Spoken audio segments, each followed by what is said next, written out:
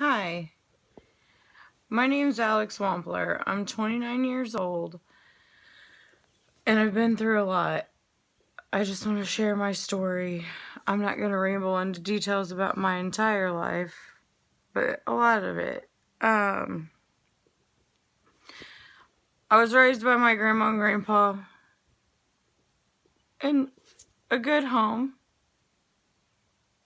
My mom was 14 when she had me, so my grandma and grandpa raised me, and me and her was more like sisters and fought like sisters. Um, My grandma, she's one of the most amazing women I've ever met in my life. She's strong, there for her family. Um,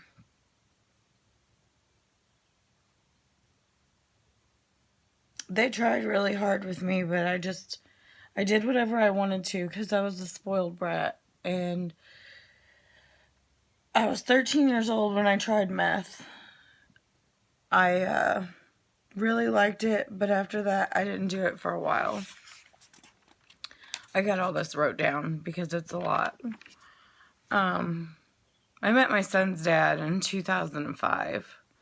He was 11 years older than me, but he didn't tell me that until later on. Me and my friends and him went out to Lake Hanna. I was 15 years old. I heard lake and cabin, and that's all I needed to hear. And little did I know we was going to be cooking meth. There wasn't no swimming and having fun. We was cooking meth. So I got done. We stayed up all night, stayed up a few nights.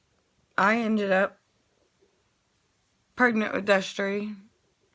The night that I found out that I was pregnant, his dad threw me in the floor. My grandpa came and got me at midnight from DeSoto. I never spoke to him again. For all he knew that I lost the baby. He went to prison. He didn't know if Destry was a boy or a girl for a long, long time. Well, I found out he was gonna be 28 on his birthday. I didn't know that. My mom had a feeling she hated him, but I was pregnant and I couldn't put him in prison for something that I said okay for, so my parents didn't press charges. I had Destry in January. Before that, I got back with my first boyfriend, and he dibbled and dabbled in meth and pills. And then January of 07, I had Charlie. Well, her dad wasn't around. He was out shooting oxys. Well, needless to say, I continued to play the back and forth game, and eventually I shot up. The first time I ever shot up, it was morphine. Then me and him was over because he got strung out really bad on heroin. I just wasn't okay with it. Like, heroin was the devil to me. I thought it was awful. That's all I'd ever heard. And this was 2007, before stuff started getting really, really bad. And then eventually I wanted to know why getting high was more important than his own daughter. So I tried it. And then I didn't care for it. I hated it. It was awful. So I was pregnant again. I had Peyton in 2008. And I moved to this black hole, Bismarck, Missouri. Awful, awful place. I was 18 years old. I wanted to party. I was single. I had a house. My mom and my grandma would watch my kids whenever I wanted them to. And I started doing a little meth, a little Xanax, Adderall, pain pills, drinking, what every 18-year-old was doing at that point. The Xanax and the pain pills I got prescribed. It's no excuse, but I was prescribed those. And then I met my now ex-husband. And we got married December 5th, 2009. Shortly after we got married, he started hitting me. And all he cared about was playing video games.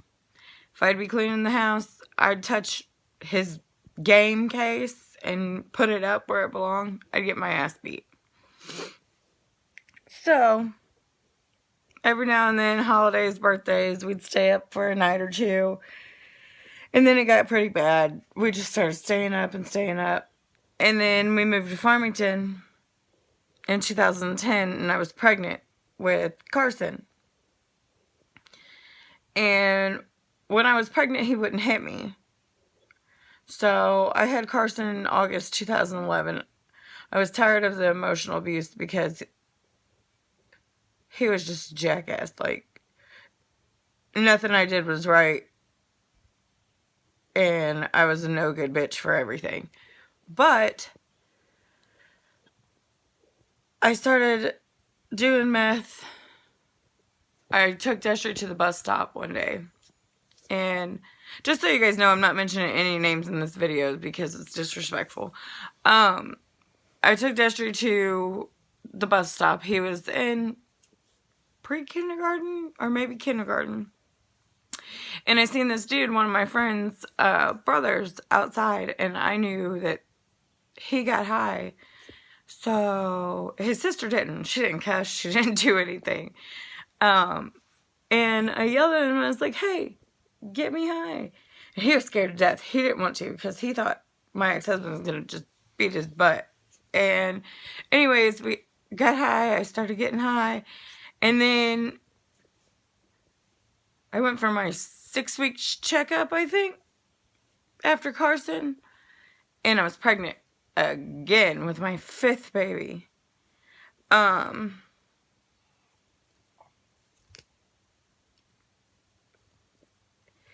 then I had her. Let me back up. So when I was getting high, smoking it turned to shooting it. Then I went to the doctor, found out that I was pregnant. Of course I stopped. I had some relief for another 9 months though, well, except getting called names. But I had Jocelyn June 24th, 2012.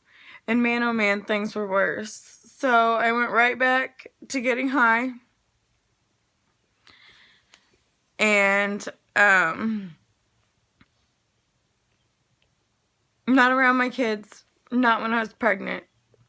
But I just always got high. I don't know, I guess, I need to block something out. Bad things happened to me when I was little too. So, I mean, I was just always trying to numb everything.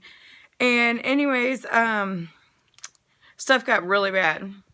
I mean, like, me getting my ass whooped, to us both being strung out, to he was taking these testosterone strips and stuff because he was working out constantly. I mean, like, he was losing his mind.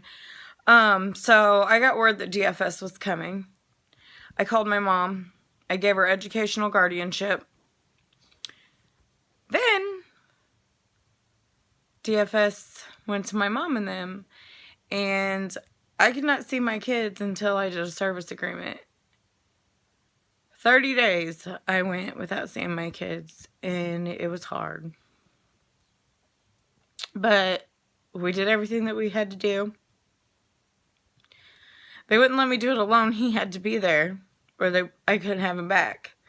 So, because we had split up, but we got back together, did what we had to do for the kids. Moved to Leadwood, another black hole. DFS was gone. I didn't want my husband. I wanted him gone.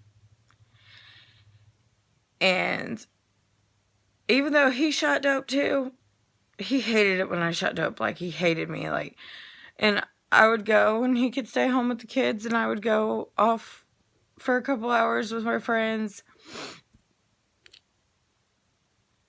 And I just had nothing for him at all anymore. And he was to where he wouldn't hit me. He wouldn't call me names. He pretended like he loved me so much. Well, the only way he couldn't stand me was for me to get high. All I was trying to do was get him gone. Just so y'all know, but shit got real deep. February 16th, 2013, one of the worst days of my life. I was finally in bed.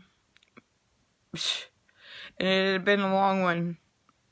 It had been a couple months, probably, since I'd had gone to bed every single night. Like, I'd take a nap, I'd get high. Take a nap, get high. I mean, stupid shit. My grandma was at my house because I told her I needed her to come over there, stay the night, and help me with the kids, because my ex-husband, he didn't do nothing with the kids. And I just needed to sleep. She woke me up frantic the next morning. Highway Patrol called.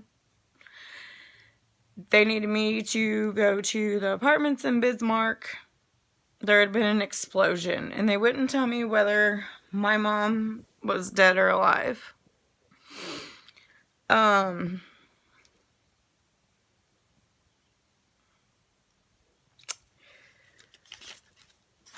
I went there. The cops, my mom had ran, they ran. The cops told me that we couldn't have anything out of there. They'd hang my sister's graduation gown outside the apartment and let it air out. They wouldn't let us take it because she was pregnant and they didn't want those fumes in the car. So we hung it out, went back to the apartments to get it. This nosy lady came over there telling us that we couldn't be there. We had permission to be there to get this. And we got it. I looked out the window and this lady was pushing on my baby sister, and she's pregnant. So, needless to say, I went out there and I slammed her off the concrete. We had to run. So we thought. So we went, ran, switched cars down the street because they were looking for my car. Went back to my house, pulled in the driveway. I was drinking a Red Bull. I remember this. I was drinking a Red Bull. I seen the cop at the corner, and my ex-husband was trying to get the two babies, and he was going, his dad was there. Like, he was parked outside ready to go because he had a warrant for child support. Well, needless to say, the cop came around the corner and told us to put our hands up. He got out the car. He let us give the babies back to my grandma, and she took them in the house because the kids didn't need to see that. And we both went to jail. I was only there for 24 hours. He was stuck. It was my way out. I could finally get away. I changed my phone number. All kinds of stuff. That was the best thing that had happened that day. So, I went back home. My car was going out of the driveway. Someone stole it. Never did we find it. Started hanging out with the wrong people and doing some really bad stuff. Cooking meth.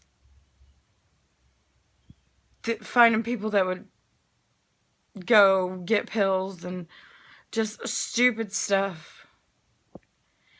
And in February 2013, Task Force and DFS showed up at my house.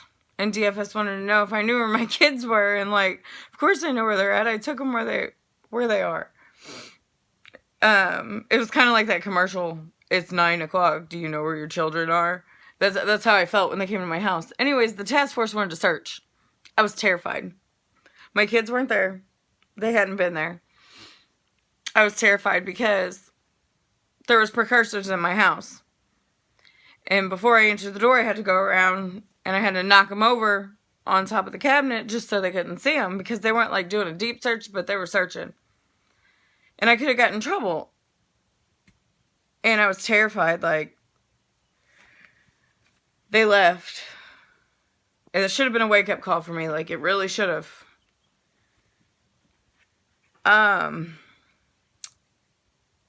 Well, a week or so later, I got the worst phone call of my life. February 28, 2013. DFS finally took my kids. I remember the day when my kids got taken like it was yesterday. They were in Ironton with this little girl that, I mean, she was of age, but I helped raise her. I was in Park Hills. I don't even know what I was trying to do, but I remember exactly how I felt when they called me. I hit my knees, and everybody in the house looked at me like I was retarded. I couldn't breathe. I couldn't do anything. But what I did do is I did a big shot because I wanted it to go away. I was already dirty. I was screwed. At least that's what I thought.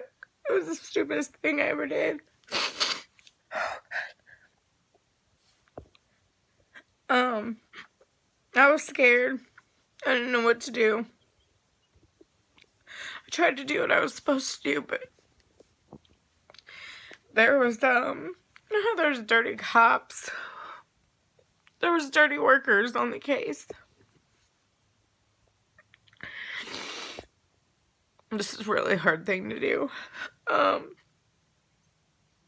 She didn't care what I did. I would do drug tests. I would do everything. I was on prescriptions, but they wouldn't write that down. And I had the prescription, I had the papers. Every drug test I took, I was still dirty, though, because of my prescriptions. I would do the parenting classes, and they'd have me do a drug test, and nothing I did was right. So it didn't matter if I did what I was supposed to do or not.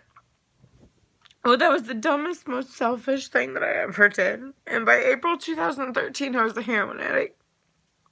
It was awful. I hated it. Every time I got high, I hated it. Like, it was just a yucky feeling, but meth wasn't numbing me no more. And I was a dumbass and thought that I just needed numb instead of living life.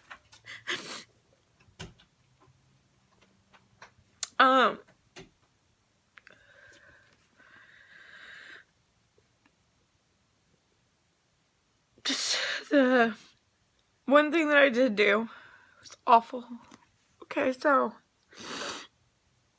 I ended up going to my sister's for a little while in St. John to get clean. Get a phone call from a bank talking about I need to go sign this paper, da-da-da-da-da. I'm getting a $9,000 something check, and then I get a text message. My income taxes came in. That was freaking $9,000 too. I get a back pay check on child support, a couple $1,000s. Anyways, all these settlements started coming in. I did not need this. I had only been clean like 2 weeks. I did not need all this money. I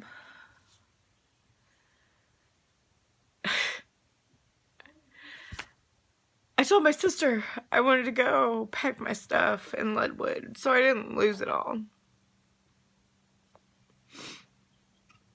I didn't pack my stuff. I went and got the checks, went and got the money. My mom was in jail on a $200,000 bond. I ended up altogether having like $27,000 just hit like a week that the next week. And then it was like just different checks. It was just, now today, if I had that, I would do what I'm supposed to do. Anyways, my mom called me. I needed $3,000 to get my mom out of jail with a bondsman. I went and I bought a car. Gave the car dealer 8-ball dope. Went over there. Me and my friends got high all night. I never paid for a lawyer. For myself. Never got my mom out of jail. Didn't even get another house. Like, lost everything that was in my house in Leadwood. By June 2013, I had 2 felonies for possession of a controlled substance. And I'd been to jail a million times. Like, it was just ridiculous. Like, and for stupid shit. And I'd go to jail in my sleep. Like, I was just so messed up. I ended up running on my probation. I got put on probation December 2013. I went and seen the PO for the intake. Never went back. So I went to prison for a 120 treatment. And DFS told me that I could work the service agreement in there, do what I could in there. And then I got out September 2nd, 2014. I had the service agreement done in a week. I went to court. And the judge said that if I didn't mess up for 30 days, October 20th of 14 to be exact, that she wouldn't terminate my rights. When we go back to court in October, juvenile's attorney pulls a picture up of a Halloween party in my cousin's house. Like, good people. Really, really, really good people. There's a beer in the background. My rights were terminated that day. I lost my kids for forever. It was the hardest day of my life.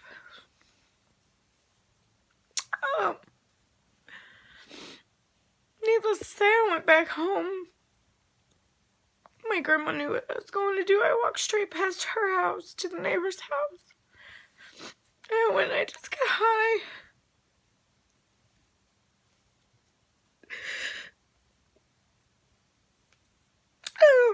All 5 of my kids were going, you know what I mean? Like, it was so stupid. Well, I went back to do what I did. Started dropping dirty, missing appointments. My PO got tired of it. Oh, I got a little note right here. I want to read it. It says, I'm not saying that my rights shouldn't have been terminated, but it was right at the beginning, and they could have gave me a chance. Now today, I know people that their kids have been in the system for 5 or 6 freaking years. They terminated my rights. I don't remember if it's 15 or 18 months, like right at the cutoff. But it's okay. Everything happens for a reason. But anyways, my PO got tired of it. She put me on house arrest. I was still getting high. I'd get 4 hours out a day to go look for a job. Of course I was getting high. She put me on 24-hour lockdown because the phone line went down one time. And I knew she was going to get all the reports. I know the box is like a memory thing. I left the house constantly. I was with this guy. He was a meth cook and a heroin addict. Okay, so I like both of them. So therefore, of course, I was still getting high. She put me on a 24-hour lockdown in the house. I was still dropping dirty. She told me, I remember she said, you got a good drug dealer. He delivers to you, evidently. And like I said, they didn't know that I was with this guy still. He's dead, by the way. He died in December of 2017 of an overdose. Yeah, that scares me. We weren't together or anything. I got revoked. She came to the jail and she let me cut my bracelet off. She didn't think my grandma was going to come get me. My grandma bonded me out. And I went on the run. A couple weeks later, me and that dude that has passed away went to Walmart in Deloge. Ended up getting arrested. He had warrants. Got arrested. I thought I was done. I thought I was going to prison. They let me out. They didn't even, my PO didn't even come or anything. They let me out on a 24-hour bond. He was sent back to prison at 18 hours. When I got home, my grandma was not happy. She was scared and sad. She didn't want me out. She wanted me to go to prison. Not being mean, but that's what she wanted because she knew I was safe. She knew I wasn't high. I got a shower. Grandma gave me her debit card to go get $20 for cigarettes and gas, you know, and I didn't do that. We'll get to that a little bit. I had a court date for a month. It was a month away. It was like June 4th or June 5th of 2015. So I was trying to just hustle, get high, party. Well, that day I had court. I was at the wrong place at the right time for me. It saved my life. The cops came. They was looking for someone else. They had a probation warrant. And they got me. I heard Adams because I was going through the backyard. I heard Adams. That's my ex name. That was my married name. Adams, move and I'm going to put a bullet in you. I grabbed the cigarette, I lit it, turned around, and I said, over a probation violation? Are you serious? Well, my warrant wasn't even active. He had just seen it at court, and the judge hadn't signed it yet. Well, he got the judge to sign it. I went to jail. Thank God. That man saved my life. And God did too. I got called for a visit. That weekend, I guess it was. I never expected it. It was my grandma. I was mad and happy that she was there. Because I needed her, but she shouldn't be there. I've done so many bad things. I drained her bank account before I went to jail. For what? The devil was so bad. And he had a hold of me so bad. That lady didn't deserve that. She's the best lady in the world. I was supposed to get $20. I filled up the gas tank, got 2 cartons of cigarettes, and went back and just took everything out of it. And then, luckily I went to jail not too long after that, but, let me see, where am I at? She said to me, I said, what are you here for? She said, because I love you. And this woman even put money on my books. Like, I never do that. Like, I didn't know there was anything on there. I just freaking stole from her. And I never checked it because I didn't expect any money from anybody. And she told me, she said, did you get that money that I sent you? I said, what money? Anyways, I went to prison.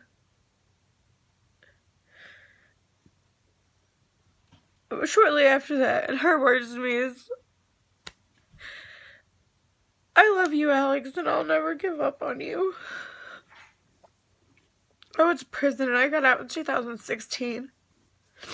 I was ready to have a real sober life. But one day, all my kids would come back and want to be a part of. You know, or come back and tell me they hate me. I don't care. I just want them to come back and tell me something. I want to explain things. It wasn't their fault. I got a job 2 weeks after I got out of prison at Gilster. Wonderful Gilster Mary Lee. I worked there. I was a line operator. I was sober. I didn't want anything at all. And I just worked and I worked and I worked. I got a car. July 3rd, 2017. I got a message from my sister. And it said, don't get upset, just watch this news link, sis. So I did.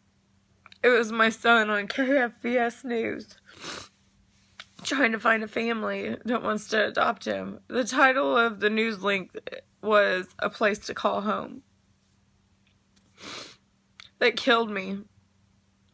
Felt like I was watching one of those pet adoption things. I just think it's awful that they put kids on TV like that. I don't know. Anyways, I went into action. Started calling lawyers. Was getting ridiculous prices. I got like $10,000 retainer. I mean, like, just prices that you knew that they didn't want a piece of. I got an appointment with my attorney now for August 3rd. It happened to be my son Carson's birthday. I just thought it was a weird coincidence. I met with her on August 3rd, and she didn't want much money. We wanted to get my rights reinstated, but in the state of Missouri, it's not a reinstatement of rights state.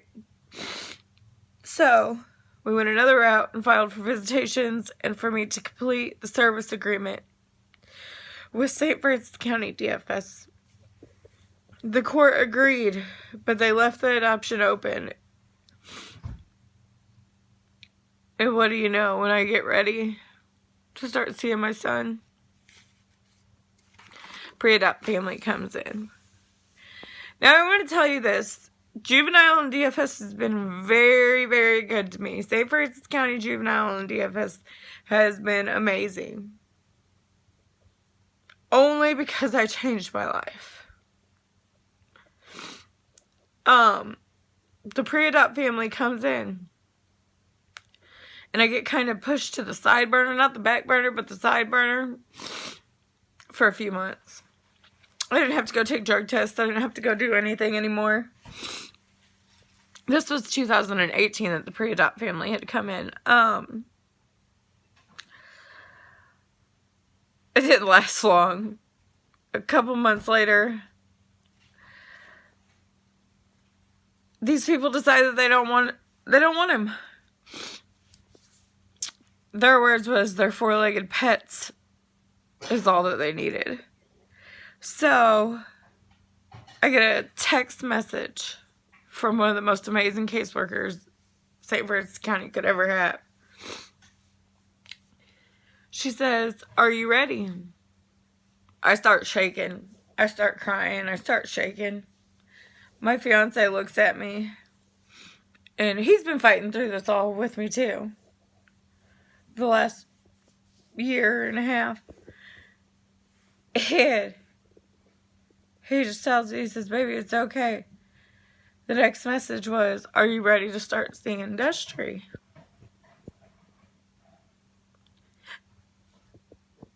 Of course I'm ready. You know what I mean? Like, he's my baby. Like, I'll do anything. I can't fight for my other four. They're adopted. My son did not deserve all these people to tell him that he wasn't good enough to be a part of their family. And he was paying for my mistakes. So,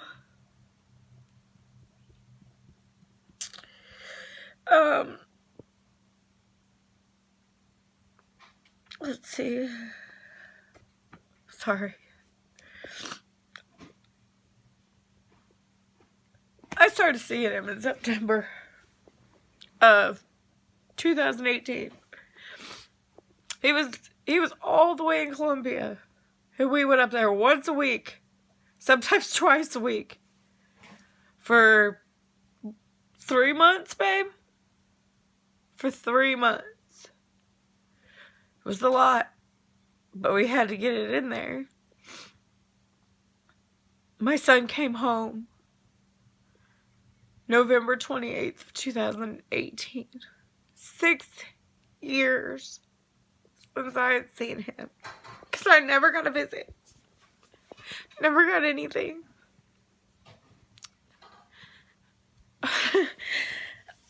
The adoption will be final next month. Like, in a month. Because I have to adopt him.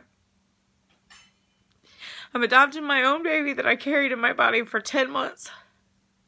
But it's worth it. Everything is worth it. Things have not been a cakewalk. At all.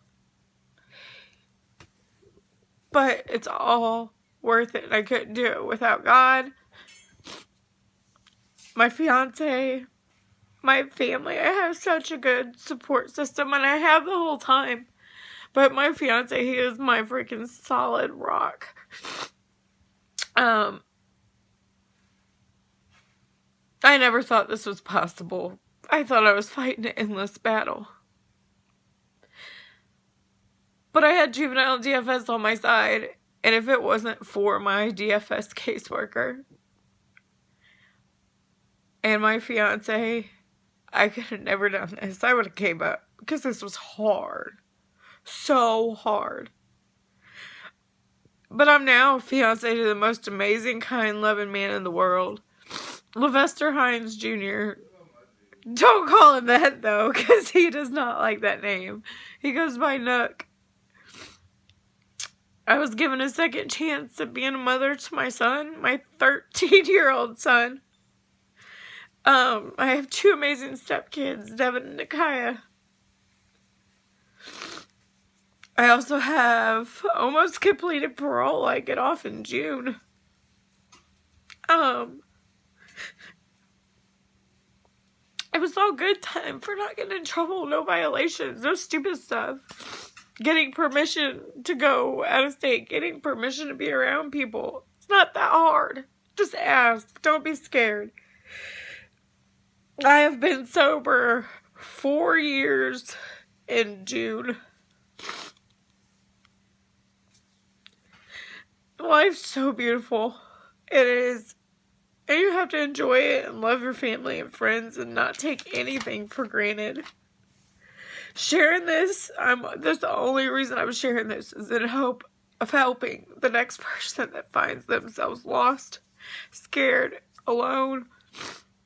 Never give up, and no matter what, no drug or anything for that matter is worth your life. Just have faith. Thank you guys.